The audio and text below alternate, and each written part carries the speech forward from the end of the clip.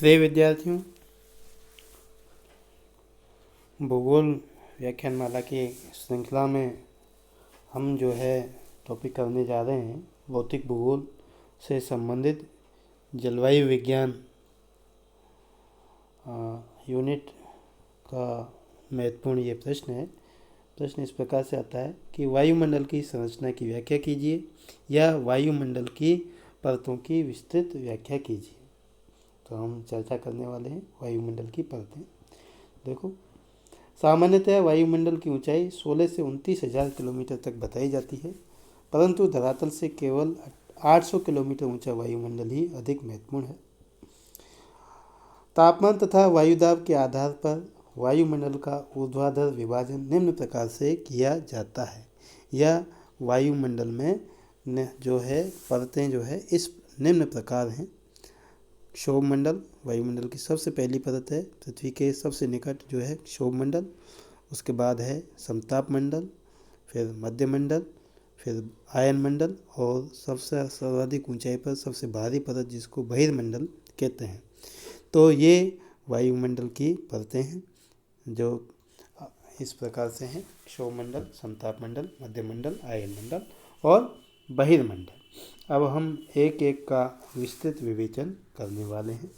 तो सबसे पहले हम देखते हैं क्षोभमंडल, जिसको अंग्रेजी में ट्रोपोस्फेयर कहा जाता है। इसके अन्य नाम है परिवर्तन मंडल या विक्षोभ मंडल या संवहन मंडल।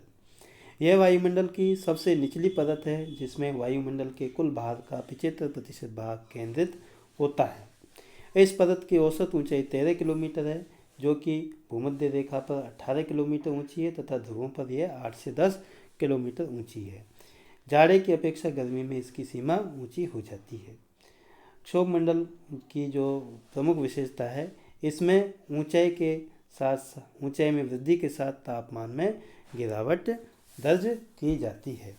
और ये जो तापमान में गिरावट है वो प्रति 1000 मीटर पर 6.5 डिग्री सेंटीग्रेड की दर से होती है। यानी कि प्रति 1000 मीटर पर 6.5 डिग्री सेंटीग्रेड की दर से तापमान में कमी दर्ज की जाती है, या ऐसे कहेंगे कि प्रति 165 मीटर पर 1 डिग्री सेंटीग्रेड तापमान की कमी होती है। इस दर को सामान्य पतन दर, नॉर्मल लैप्स रेट या सामान्य ह्रास दर कहा जाता है। वायुमंडल की इस परत में मौसम की प्राय सभी घटनाएं, जैसे कि कोहरा है, बादल, ओला, तुषार, आंधी, तूफान, मेघ गर्जन आदि सभी जो है घटनाएं इसी भाग में घटित होती हैं। अब हम क्षोभ सीमा देखते हैं, ट्रोपोपॉज या क्षोभ सीमा। क्षोभ मंडल की ऊपरी सीमा को क्षोभ सीमा कहते हैं। वास्तव में यह क्षोभ मंडल तथा समताप मंडल के बीच 1.5 किलोमीटर मोटी परत होती है, जिसमें सभी प्रकार के मौसमी परिवर्तन स्थगित हो जाते हैं। इसे मौसमी परिवर्तन की छत भी कहते हैं। इसे शांत मंडल भी कहते हैं। तो ये क्षोभ मंडल होती है, जो कि क्षोभ मंडल की ऊपरी सीमा होती है, जिसे ट्रोपोपॉज भी कहते हैं। अंग्रेजी में ट्रोपोपॉज इसको कहा जाता है। अब हम दूसरी परत देखते हैं। क्षोभ मंडल के बाद जो इसकी ऊपरी परत है वो है समताप मंडल या स्ट्रेटोस्फेयर। देखो, ट्रोपोपॉज के ऊपर वाली परत जिसकी औसत ऊंचाई 50 किलोमीटर तक मानी जाती है। यानी कि ट्रोपोपॉज जो कि सामान्यतः 13 किलोमीटर या 16 किलोमीटर होती है, वहाँ से लेकर के 50 किलोमीटर तक समताप मंडल विद्यमान होता है। तापमान संबंधी समानता के कारण इस मंडल को समताप मंडल कहा जाता है। और तापमान क्योंकि इस मंडल में लगभग समान रहता है, इस कारण से यहाँ पर मौसम की घटनाएं भी कम ही घटित होती हैं। यह वायुयानों के उड़ान का आदर्श क्षेत्र कहा माना जाता है। कभी कभी निचले समताप मंडल में सरस बादल पाए जाते हैं, जिनको मदर ऑफ पर्ल क्लाउड या नैक्रियस क्लाउड भी कहा जाता है।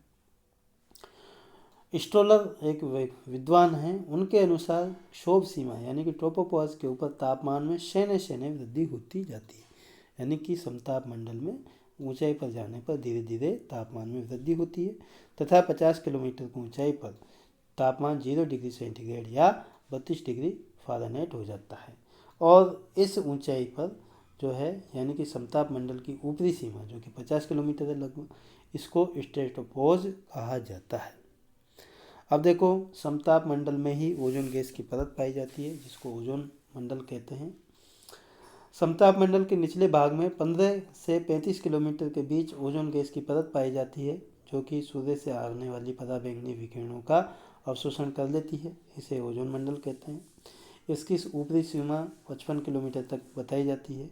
ओजोन का सर्वाधिक घनत्व 20 से 25 किलोमीटर के मध्य होता है। इसका सर्वाधिक सांद्रण ओजोन गैस का सर्वाधिक कंसंट्रेशन 22 किलोमीटर पर है।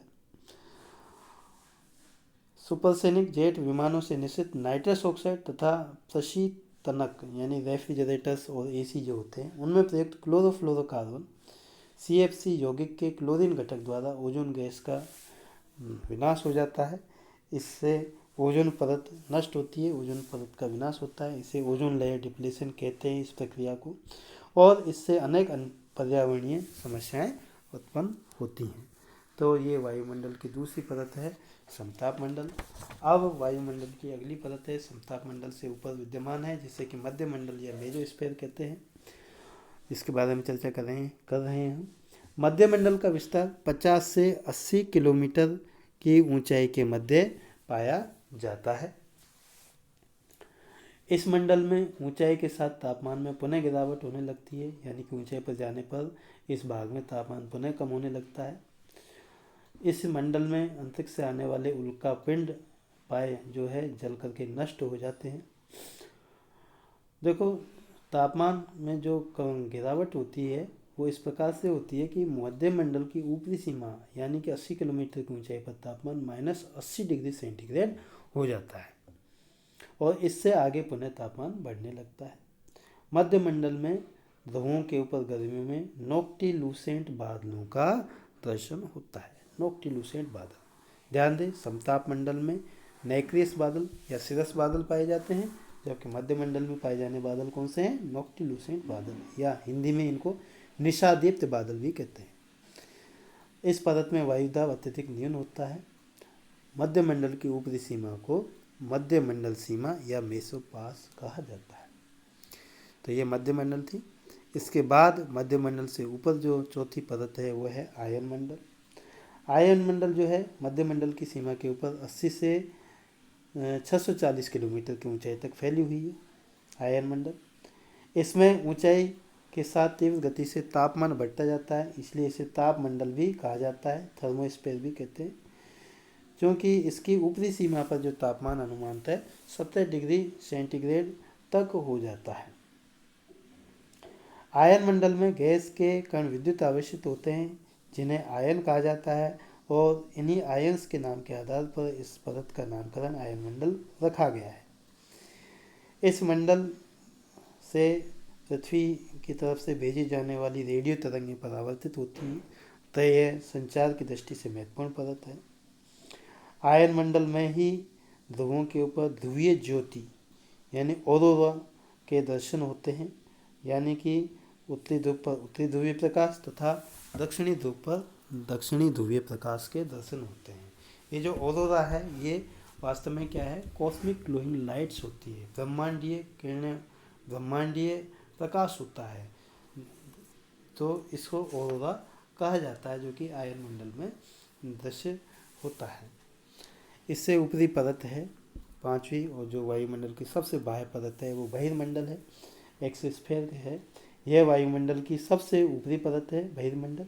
इस परत में वायु बहुत ही विरल होती है तथा धीरे धीरे बाह्य अंतरिक्ष में जो है वायु विलीन हो जाती है, कुछ भी नहीं होता है वहाँ पर। इसकी कोई ऊपरी सीमा नहीं है, फिर भी कुछ वैज्ञानिकों ने इसकी ऊंचाई जो है 1000 किलोमीटर तक मानी है। यूँ तो वायुमंडल जो है 16,000 या 29,000 किलोमीटर तक विद्यमान माना जाता है। यहाँ पर हीलियम और हाइड्रोजन गैसें पाई जाती हैं, जिसमें हीलियम गैस की प्रधानता मुख्यतः है। तो विद्यार्थियों, यहाँ पर हमने वायुमंडल के परतों की विस्तृत चर्चा की। यहाँ पर हम इस डायग्राम के माध्यम से ये वायुमंडल की परतें तथा तापमान भी यहाँ पर दर्शाया गया है। आप देख सकते हैं कि क्षोभमंडल जो है लगभग 13 किलोमीटर की या 16 किलोमीटर की औसत ऊंचाई तक है। या क्षोभमंडल में जो है तापमान हम देख सकते हैं कि क्षोभमंडल में तापमान जो है घट रहा है। यहाँ पर बादल दर्शित किए गए हैं, जिससे पता चल रहा है कि इस क्षोभमंडल में जो है मौसम संबंधी घटनाएं होती हैं।